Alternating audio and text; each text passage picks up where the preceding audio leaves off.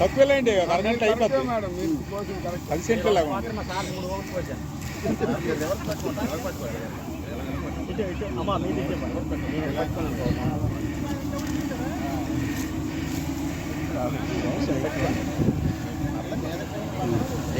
అయిపోయింది.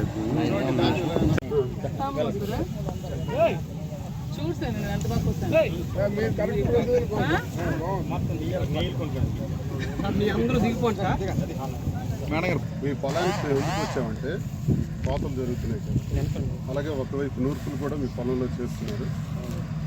మీకు జగనన్న ప్రభుత్వంలో 13,500 ఇచ్చేవారు, అప్పుడు అందేదా?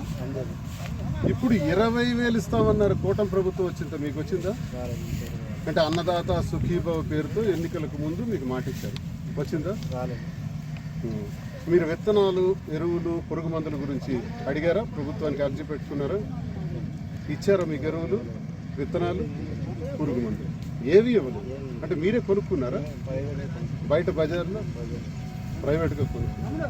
ఇవ్వాల. మరి ఇప్పుడు గిట్టుబాటు ధర ఇవ్వాలి కదా. బస్తాకి ఎన్ని కేజీలు ఉంటాయి? 80 కేజీలు ఒక బస్తా, 100 కేజీలు ఒక బస్తా.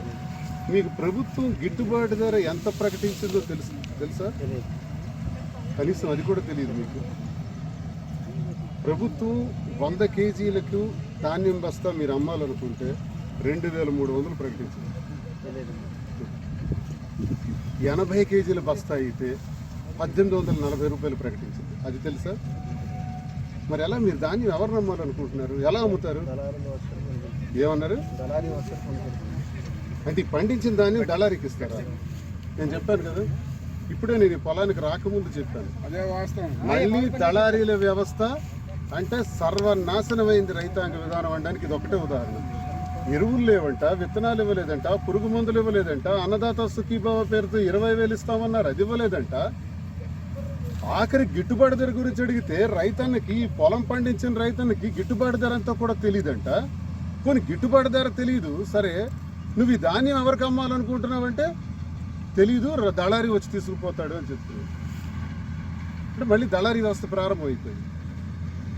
ఇంతవరకు దళారీలకి దూరం పెట్టారు జగనన్న, ఇప్పుడు దళారీ వ్యవస్థ ప్రారంభం ఏంటంటే మీ దగ్గర నుంచి మీకు తెలుసా అండి, దళారీ ఎంత ఇస్తామన్నాడు? ఏమైనా చెప్పాడు రేటు? 1,500, 1,600 ఇస్తాడంట. ఏది? 80 కేజీలు బస్తాకి, అంతేనే 100 కేజీలు బస్తా. 80 కేజీలు బస్తా రేటు 82 కేజీలు ధాన్యం ఇస్తే 1,300, 1,400 ఇస్తాడంట. కానీ 82 కేజీలు ధర ఎంతో తెలుసా? 1,840 రూపాయలు, 240 రూపాయలు హుష్కాకి. ఇది రైతుకి అందడం లేదు 80 కేజీలకి. అదే 100 కేజీలు అయితే యావరేజ్ను 300-400 కూడా ఎగరేసిస్తారు. నేను ఇప్పుడే పొలానికి రాకముందు ముందే చెప్పాను, నేను ఈ ప్రభుత్వంలో ఎటువంటి దారిద్ర్యాలు సంభవిస్తున్నాయి. సాక్షాత్తు ఈ జిల్లాలో ఉన్నటువంటి అచ్చెన్నాయుడు ద్వారా, వ్యవసాయ శాఖ మంత్రి అని చెప్పుకున్న అచ్చెన్నాయుడు ద్వారా ఎటువంటి మోసాలు జరుగుతున్నాయి, రైతుకి ఎటువంటి అన్యాయం జరుగుతుందని నేను ఇప్పుడే చెప్పి పొలంలోకి వచ్చి సరదాగా ఒక 4 ఏళ్ళు కోద్దామని కోసి రైతన్నకు అడిగాను. రైతున్న స్పష్టంగా ఈ విషయాన్ని తెలియజేస్తున్నాను. ఇది దుర్మార్గమైనటువంటి చర్య. నేను ఒక్కటే తెలియజేస్తున్నాను ప్రభుత్వానికి, ఎట్టి పరిస్థితుల్లో కూడా దళారీ వ్యవస్థని రద్దు చేయాలి. ధాన్యాన్ని, ప్రతి ధాన్యపు గింజని ప్రభుత్వమే కొనాలి. గిట్టుబాటు ధర ఖచ్చితంగా ఆన్లైన్ ద్వారా అకౌంట్లో వేయాలి. 10 లక్షల టన్నులు కనీసం శ్రీకాకుళం జిల్లాలో పండితే 5 లక్షల టన్నులకు మాత్రమే ప్రొక్యూర్మెంట్కి నిన్న కలెక్టర్ గారు అధికారాలు ఇచ్చారంట. 5 లక్షల టన్నులు కాదు, అవసరమైతే 10 లక్షల టన్నులు కూడా కొనాలి. ఈరోజు కొనుగోళ్లు ప్రారంభం కాక ముందే నేను ఈరోజు పొలంకి వచ్చాను.